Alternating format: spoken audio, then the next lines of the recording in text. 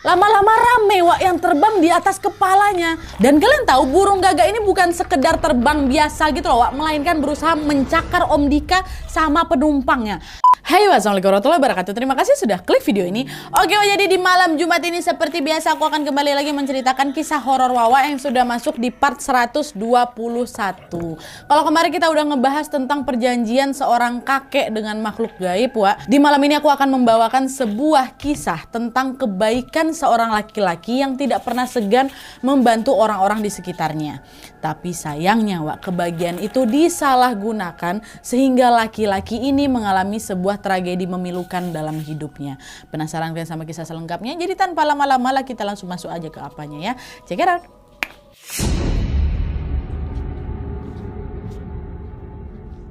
Oke Wak, jadi kisah horor Wawa yang akan aku sampaikan malam ini adalah sebuah kiriman kisah dari Wawa aku yang namanya Nona dari Kupang, Nusa Tenggara Timur. Halo Nona. Nah sebenarnya Wak, ini bukan kisah Nona sendiri, cuman Nona ini berani jamin kalau kisah ini real karena yang ngalamin adalah omnya sendiri atau adiknya ibunya pada awal tahun 2000 lalu Wak. Kita sebut aja omnya si Nona ini dengan nama Om Dika ya. Nah aku ceritain sedikit latar belakang dari Om Dika ini. Jadi Om Dika ini merupakan anak kedua dari 3 bersaudara. Anak pertama di keluarga itu adalah mamanya Nona. Anak kedua adalah Om Dika dan sedangkan anak ketiga adalah tantenya Nona. Nah dibandingkan dengan kedua saudaranya ini Wak, di keluarga itu Om Dika ini yang paling sering mendapatkan perlakuan istimewa dari orang tuanya. Karena ya cuma dia kan anak laki-laki satu-satunya kan. Tapi Wak, walaupun dijadikan anak emas di keluarganya, Om Dika ini nggak jadi manja gitu loh dan nggak besar kepala juga. Justru dia ini dikenal sebagai sosok yang sangat baik hati, suka bercanda, pekerja keras dan juga suka membantu orang-orang di sekitarnya. Ada satu kisah tentang kebaikan Om Dika yang tidak akan pernah dilupakan sama keluarganya Nona Wak. Jadi ceritanya di tahun 1994 mamanya Nona ini baru saja melahirkan seorang bayi perempuan. Lucu kali ya ini si Nona ini. Nah setelah melahirkan Wak, mamanya Nona ini sempat kerepotan karena harus ngurusin bayi sambil juga melakukan pekerjaan rumah tangga lainnya ya kan. Bapaknya Nona nggak ada karena kan bapaknya Nona ini nggak setiap saat bisa membantu istrinya karena harus bekerja Wak. Apalagi pada saat itu posisinya mamanya Nona ini merantau ke kota Kupang yang berjarak cukup jauh dari kampung halamannya. Habis lahiran ngurusin anak sendirian tanpa bantuan orang tua, ngerantau pula kan pasti berat kali ya kan. Nah karena hal itulah Om Dika yang pada saat itu baru lulus SMP Wak, langsung berinisiatif tuh untuk mendatangi atau mengunjungi kakaknya. Nah setelah mendapatkan izin dari orang tuanya, Om Dika pun berangkat dari kampung halamannya ke Kupang dengan menaiki kendaraan umum. Nah baru aja Om Dika sampai di sana Wak, Om Dika langsung ngebantuin kakaknya untuk ngejagain Nona Wak. Bahkan nih Wak, yang nggak jarang Om Dika ini juga sering bantu-bantu beres-beres rumah, bantu masak dan melakukan beberapa pekerjaan lainnya. Mamanya Nona pun merasa sangat terbantu sekali dengan kehadirannya Om Dika di rumah tersebut. Nah setelah beberapa hari tinggal di rumah kakaknya Wak, ternyata Om Dika ini jadi betah. Dia pun minta izin Wak untuk tinggal lebih lama di sana. Sebulan berlalu, 2 bulan berlalu, nggak terasa Om Dika ini udah tinggal bersama keluarganya si Nona ini selama lebih dari 1 tahun. Nggak sekolah Om Dika, nah di waktu itu baru tamat SMP. Om Dika ini juga masih agak galau gitu mau lanjutin SMA apa enggak Wak. Jadi dia ke skip 1 tahun lah gitu ceritanya ya kan. Nah barulah Wak di akhir tahun 1995 itu Om Dika mendapatkan kabar kalau bapaknya sakit gara-gara terjatuh dari atas pohon kelapa. Nah kejadian itu pun langsung mendorong Om Dika untuk balik lagi nih ke kampungnya kan. Om Dika pun ingin mengurus segala keperluan bapaknya hingga beliau akhirnya juga sembuh dan bisa beraktivitas kembali. Nah balik kampung lagi nih kan, ke mana? Ke kampungnya. Waktu pun terus berlalu, tidak terasa 3 tahun kemudian Om Dika pun lulus dari SMA-nya. Setelah ke skip 1 tahun tuh kan Wak, dan ingin melanjutkan kuliahnya di Kupang tempat kakaknya tinggal. Nah ayah Om Dika ini sebenarnya agak berat gitu Wak, ngelepasin anak laki-laki satu-satunya untuk merantau Wak. Karena entah kenapa pada saat itu macam ada firasat buruk gitu loh dari bapaknya. Tapi gara-gara Om Dika ini bersikukuh mau pindah, akhirnya dengan berat hati Om Dika ini pun diizinkan oleh orang tuanya untuk merantau ke Kupang melanjutkan kuliahnya. Nah pada pagi hari keberangkatan itu Om Dika pun bangun dari tidurnya dengan perasaan yang sangat senang Wak.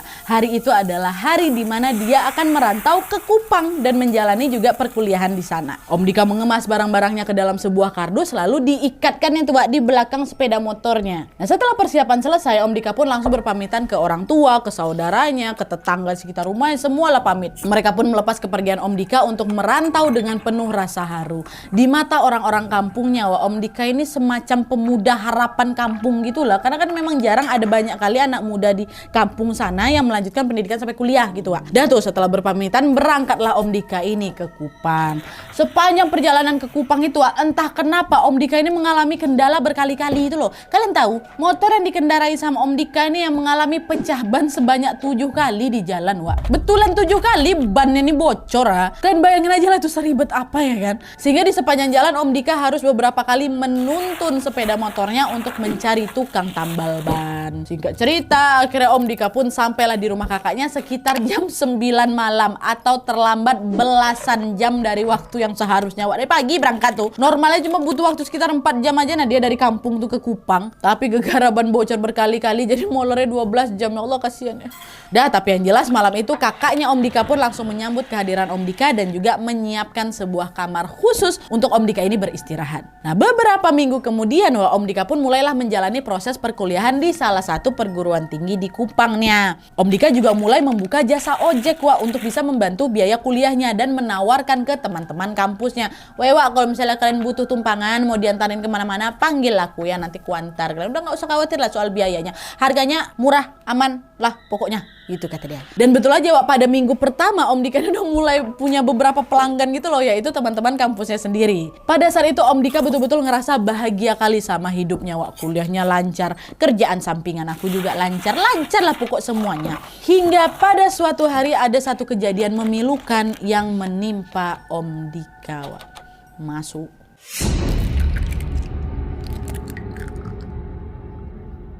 Nah, jadi Wak, ceritanya pada suatu sore sepulang kuliah Om Dika ini nongkrong di kos-kosan kakak tingkatnya yang namanya Bang Ferry. Dalam ngobrol-ngobrol di sana, cerita-cerita, nyanyi-nyanyi lagi tuh nongkrong biasa. Nah, terus sekitar pukul 3 sore waktu setempat, Wak, mereka mendadak dikejutkan dengan suara ribut-ribut dari arah luar kosan. Nah, Bang Ferry yang punya kos ini pun langsung keluar kamar kosnya untuk mencari tahu apa yang sebenarnya terjadi. Bang Ferry langsung nanyalakan ke tetangga kosnya, "Weh, ada apa ini? Kenapa ribut-ribut di sebelah sana?" katanya. "Itu tuh loh Bang, di kos sebelah katanya ada perempuan yang lagi sakit parah Bang," kata kawan kosnya. Nah, karena Bang Ferry penasaran, dia pun segera langsung pergi ke kos sebelah untuk mencari tahu nih informasi tersebut. Lumayan lama tuh Bang Ferry di situ sampai akhirnya di saat sudah menjelang maghrib baru Bang Ferry ini pulang lagi ke kamar kosnya. Di situ masih ada Om Dika tuh. Nah, pas Bang Ferry ini balik, Wak, dia tampak kebingungan gitu, macam orang lagi mikirin sesuatu lah pokoknya. Nah, Om Dika yang melihat perubahan ekspresi Bang Ferry pun langsung nanya, "Kenapa kok Bang? Ku tengok muka kok macam orang bingung," kata. Mendengar pertanyaan itu Bang Ferry cuma diem aja tuh, Wak. Nggak ada dijawab pertanyaan Om Dika tadi. Hingga beberapa menit kemudian Bang Ferry pun nanya, "Dika, aku boleh minta tolong sama kau tidak? Kau kan bisa ngegojek kan? Nah, sekarang aku butuh bantuan kau ini buat nganterin kawan aku pulang," kata Bang Ferry. "Kawan kau yang mana Bang, dianterin kemana? Jadi tadi kau diam kayak gitu karena mau nyuruh aku ngegojek?" "Iya Wak, sebenarnya aku mau minta tolong, tapi gimana pula nih ya? Gini loh, kondisi penumpangnya juga agak sulit Wak," kata Bang Ferry.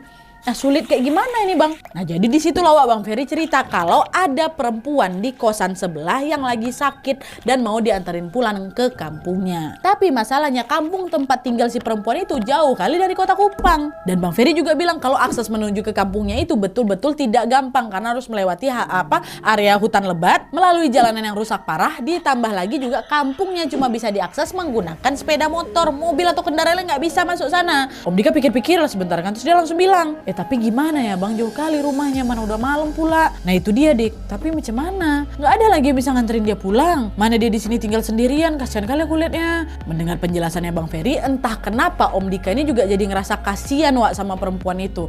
Akhirnya Om Dika ini pun berkata, "Oh ya udahlah, sini biar aku anterin." Dan selain karena kasihan Wak, Om Dika ini akhirnya bersedia karena ternyata kampung perempuan itu masih satu arah menuju ke kampung halamannya Om Dika. Jadi Om Dika mikirnya ya udahlah sekalian aja aku pulang nengok mama bapak aku gitu. Mendengar kesediaan dari Om Dika, Bang Ferry pun langsung lah mengajak Om Dika ke kosan sebelah nih, ya kan. Nah, rupanya waktu mereka ke sana Wak, di sana udah banyak kali orang yang kumpul. Om Dika pun langsung masuklah ke dalam kamar si perempuan itu dan melihat perempuan itu sudah dalam keadaan rapi, macam udah siap mau pergi gitulah Wak, tapi posisinya dia masih tertidur gitu ya. Diamati sekilas sama Om Dika kan, dan Om Dika mendapati perempuan itu lagi memakai masker kain Wak yang menutupi sebagian wajahnya. Nah, melihat penumpang yang sudah siap Wak, Om Dika pun langsung berkata, "Oh, ini yang lagi sakit. Sakit apa Kak?" Gak dijawab sama si kakak ini. Tiba-tiba malah ada seseorang ibu-ibu yang menjawab, "Oh, Mbak ini punya keterbatasan sejak lahir Dek," katanya. "Akhir-akhirnya dia sakit-sakitan, makanya ibu mau minta tolong adek buat nganterin dia ke rumahnya." "Oh iya bu, boleh. Cuma saya bingung gimana cara bawanya ini nanti di atas motor. Mbaknya bisa duduk kan?" Nah, itu dia Dek.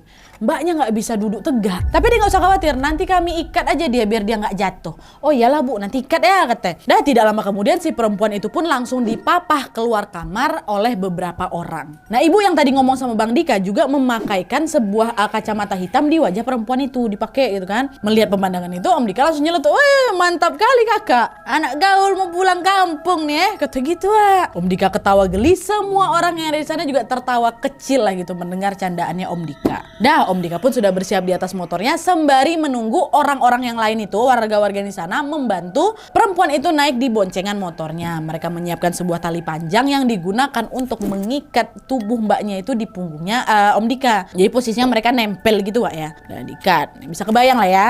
Nah pada saat lagi sibuk mengikat si perempuan ini, ibu-ibu tadi bilang lagi, Dek maaf ya mbaknya meluk adek, kan tangan si kakak itu kayak gini Wak, biar gak terjatuh. Maaf ya Dek, tangannya meluk kayak gini biar posisinya tetap nyaman kata si ibu ini. Oh iya Bu, gak apa-apa, yang penting mbak nyaman. Pokoknya malam itu Om Dika tetap bersemangat Wak mengantar penumpangnya ke tujuan tuh. Udah ada mau siap nih kan. Sesaat sebelum pergi ada ibu-ibu lain yang nyeletuk, Dek kalau misalnya adek ngajak ngomong dan mbaknya nggak merespon jangan tersinggung ya Dek ya. Soalnya mbak ini mohon maaf bisu sejak lahir Dek kata si ibu-ibu itu. Oh alah ya Bu, santai.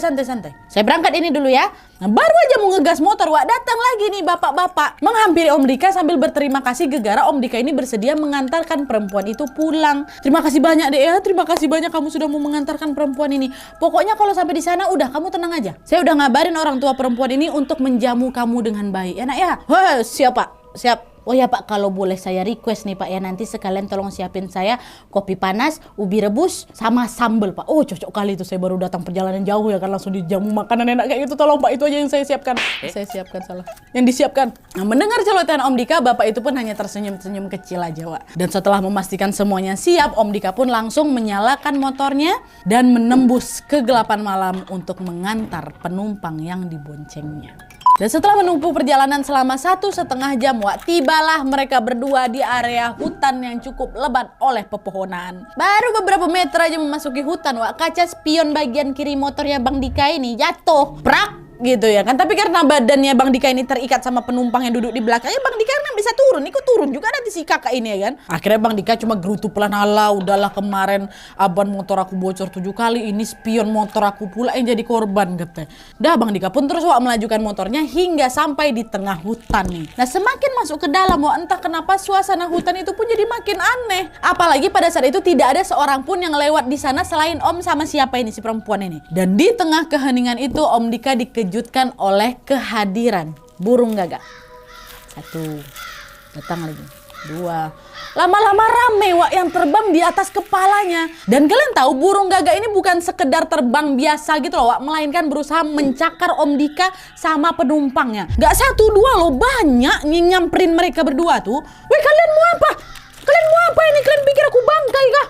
Sana pergi gitu. Panik lah Om Dika. Pada saat itu Om Dika juga berusaha memastikan keadaan perempuan di belakang tuh baik-baik aja. Mbak gak apa-apa kau kan Mbak? Gak apa-apa kan? Maaf ya Mbak, emang kurang ajar itu burung-burung gagak. Udah Mbak tenang aja, tenang, ada saya katanya. Pokoknya sepanjang jalan tuh Om Dika ini selalu berupaya buat ngajak ngomong si mbaknya ini Wak. Meskipun Om Dika tahu kalau mbak belakang ini gak bisa ngejawab celotehannya. Om Dika gak berhenti tuh, tetap digasnya aja tuh walaupun gagak-gagak tuh datang. Nah sambil terus jalan diam-diam Om Dika nengok nih ke spion kanan. Kanan. Dan betapa terkejutnya Om Dika Wak ketika mendapati burung gagak itu justru semakin banyak dan terbang mendekati mereka, nempel di kakak belakang ini. Om Dika tetap melajukan motornya lebih cepat untuk menghindari kejaran burung-burung gagak itu Wak. Ya, terus nggak lama kemudian Om Dika ngerasa bahwa motornya ini jadi lebih berat Wak, dan membuatnya agak sedikit oleng ke kiri, macam kena pecah ban lagi gitulah. Akhirnya Om Dika menepi sebentar dan menunduk ke sisi kiri untuk melihat kondisi ban motornya. Waktu diamati ternyata kondisi bannya baik-baik aja Wak, depan belakang nggak kempes sama sekali. Dah Om Dika pun melanjutkan kembali perjalanan. Nah di saat dia akan melajukan motornya ini Wak, tiba-tiba Om Dika dikejutkan dengan posisi tangan penumpangnya yang awalnya di sini terjatuh. Disentuhnya nih pahanya Om Dika. Jatuh tangan kakak nih. Mbak maaf ya Mbak, bikin kaget aja kok nih. Nggak, tadi aku berhenti gara-gara ini. Kupikir bannya bocor. Udah nggak apa-apa, ini tangannya saya naikin ke atas lagi ya supaya nggak jatuh ya. Diangkat lagi tangan. Nah ya gini lagi kan, dipeluk kan. Tanpa turun dari motor Om Dika pun juga sempat berusaha untuk memperbaiki tali dan posisi duduk si perempuan itu. Sampai sini Om Dika rasa udah kesal kali Wak. Udahlah jalanan tuh sepi, dikejar gagak, nggak ada juga orang yang bisa diajak ngobrol. Ikatan talinya longgar pula ya kan. Nah pas ikatannya udah kencang Wak, Om Dika pun lanjut mengendarai motor motornya pelan-pelan, Mbak. Dari kejauhan masih terdengar suara burung gagak yang berusaha menggapai mereka berdua. Masih, Wak. Om Dika berusaha mengabaikan gangguan itu dengan bersenandung pelan sambil sesekali ngajak ngobrol penumpang yang ada di belakangnya itu ya kan.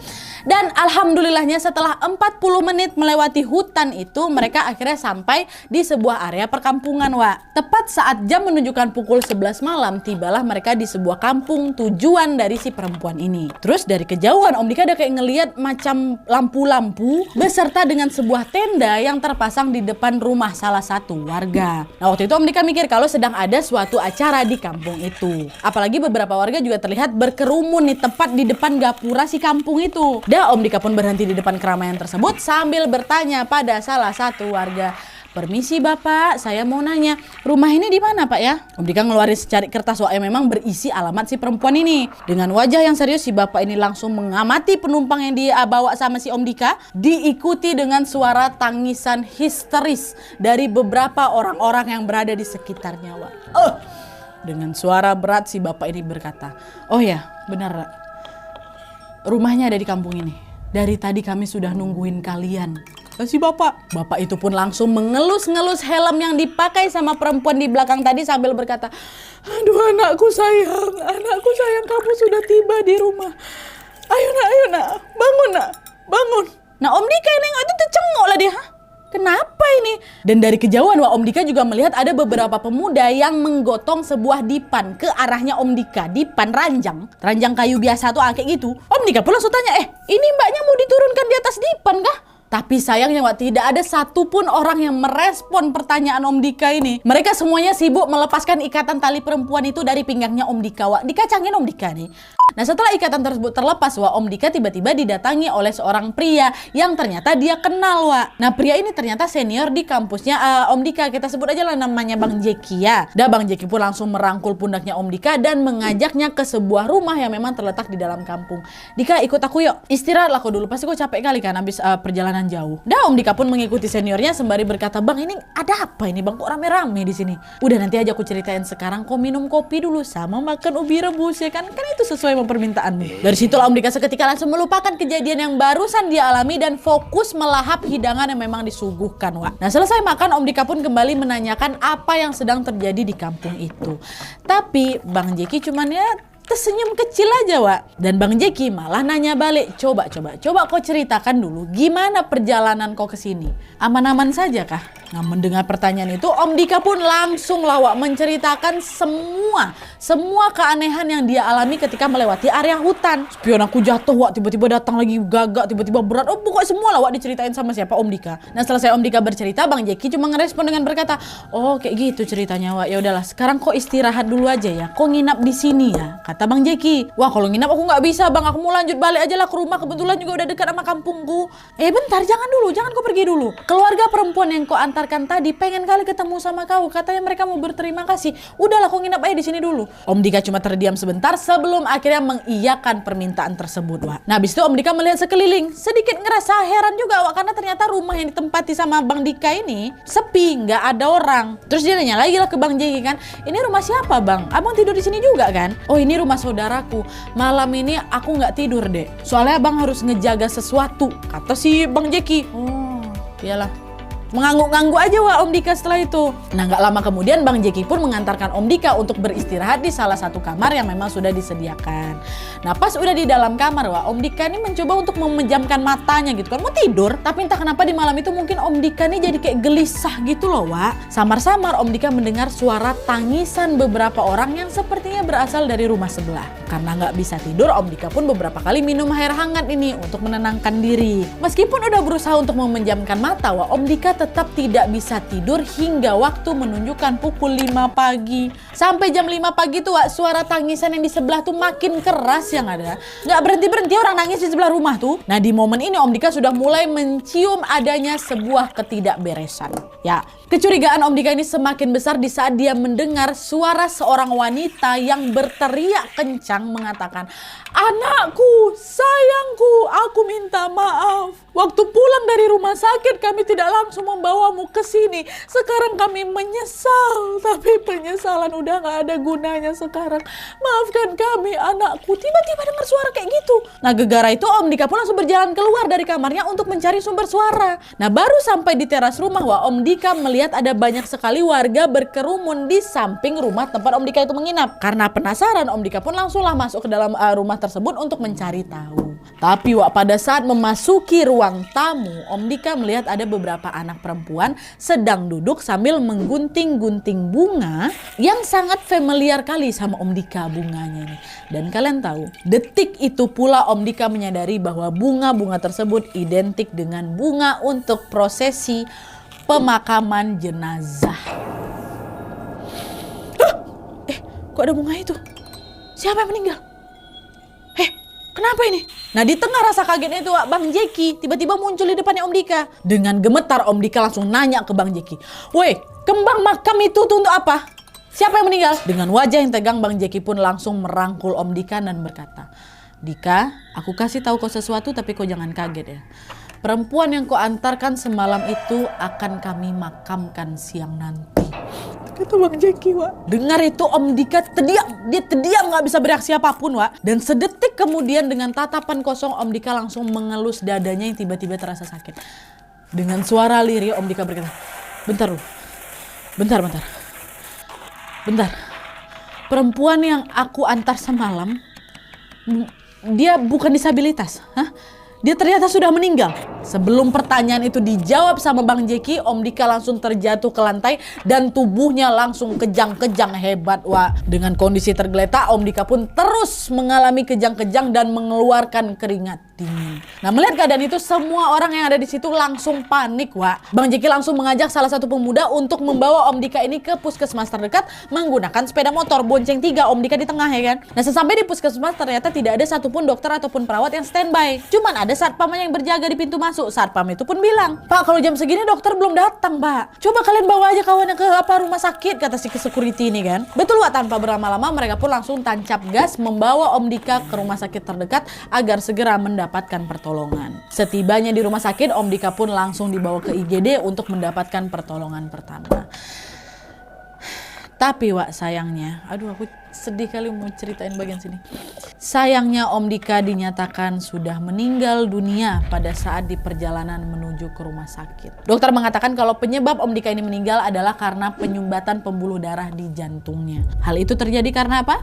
Karena Om Dika mengalami syok berat setelah mendengar kalau penumpang yang dibawanya semalam adalah jenazah. Om Dika ini sama sekali tidak menyangka kalau penumpang yang dibawa di belakang tuh udah meninggal dunia, jenazah yang dia bawa. Astagfirullah. Dan dari rangkaian cerita perjalanan yang dialami sama Om Dika itu yang didapat sama Nona Wawa kita ini, dia dapat dari siapa? Dari Bang Jeki. Karena kan waktu nyampe Om Dika ini langsung menceritakan apa yang dia alami ke Bang Jeki. Bang Jeki juga nanya kan, nah itulah Wak. Asal mula dari mana Nona dan keluarga Nona ini tahu apa yang dialami sama Bang Dika, Om Dika nih. Sampai sini juga kalian pasti ada yang bertanya-tanya, kok bisa Om Dika ini nggak tahu kalau penumpang yang dibawa udah meninggal lah dia. Nah jadi ternyata nih waktu itu Bang Ferry, kawan kampusnya Om Dika tempat dia nongkrong terakhir kali itu, baik Bang Ferry maupun warga di sekitar kosan perempuan itu ternyata terpaksa berbohong, Wak, karena nggak ada yang bisa nganterin jenazah ini balik ke rumah selain Om Dika. Kan karena cuma Om Dika aja nggak tahu kalau itu jenazah kan, Wak. Dia kan tamu yang datang ke kosan itu. Dan seperti yang aku bilang tadi, akses menuju ke kampung Simbaknya ini juga nggak gampang kan. Cuma bisa dilalui sama motor. Waktu itu yang ada motor dan kemungkinan akan mau membantu si perempuan ini cuma Bang Dika lah yang ditunjuk. Dan karena alasan itu mereka akhirnya membuat skenario seolah-olah perempuan itu sedang mengalami disabilitas. Nah terus sebenarnya siapa nih perempuan ini? Nah jadi ternyata perempuan ini adalah kakak dari salah satu penghuni kos yang memang tinggal di sebelah kosnya Bang Ferry, Wak. Si perempuan ini baru saja selesai berobat di salah satu rumah sakit yang ada di Kupang. Dan keluarga si perempuan ini menitipkan si Mbak itu di kosan adeknya karena dia harus menjalani check up lagi. Kalau nanti Mbaknya balik kampung dulu habis itu ke rumah sakit lagi, nanti susah aksesnya bolak-balik. Makanya itulah si Mbak ini disuruh tinggal sementara di kosan tersebut sampai beberapa saat kemudian ternyata dia ditemukan sudah dalam keadaan meninggal dunia. Kayak gitu. Balik lagi ke kisah Om, jadi singkat cerita pagi itu setelah dinyatakan meninggal dunia, Om Dika pun langsung dibawa pulang ke kampung halamannya yang memang dekat dari situ untuk dimakamkan. Seluruh keluarga besar Om Dika termasuk orang tuanya merasa sangat-sangat terpukul dengan meninggalnya Om Dika, Wak. Bahkan kata Nona nih ya, bapaknya Om Dika atau kakeknya sampai ngalamin stroke nggak lama setelah kejadian Om Dika ini meninggal. Tapi meskipun begitu terpukul, pihak keluarga dengan berbesar hati merelakan kepergian Om Dika dan memaafkan semua pihak yang terlibat dalam cerita ini, kata Nona kayak gitu. Alhamdulillah. Oke Wak, jadi itu tadi cerita dari omnya Nona atau Om Dika. Seperti aku bilang tadi Wak, walaupun kejadian ini berlangsung pada saat Nona masih kecil, Nona mendengar kisah ini langsung dari mama dan juga neneknya serta dari Bang Jeki tadi. Dan makanya Nona bisa membagikan kisah ini ke kalian semua untuk mengenang kebaikan Om Dika yang selalu membantu orang lain meskipun pada akhirnya harus kehilangan nyawanya sendiri. Pesan penting yang bisa kita pelajari dari kisah ini adalah kalau mau meminta bantuan ke orang lain, alangkah baiknya mengatakan keadaan yang sejujurnya Wak ya. Jangan pernah berbohong demi keuntungan sepihak. Kita doakan sama-sama semoga Om Dika tenang di sisi Allah Subhanahu wa taala dan semua keluarga yang ditinggalkan diberikan kesabaran dan juga ketabahan. Amin ya rabbal alamin. Oke Wak, jadi sekian dulu videonya. Terima kasih banyak yang sudah menonton. Kalau kalian suka video ini, klik like-nya. Jangan lupa komen di bawah untuk ide dan saran-saran untuk video selanjutnya. Jangan lupa nyalain notifikasinya supaya kalian tahu kalau aku upload video baru. And as always, jangan lupa untuk klik tombol subscribe supaya kalian sama-sama tahu informasi menarik dan menegangkan dari channel aku. See you next video. Bye.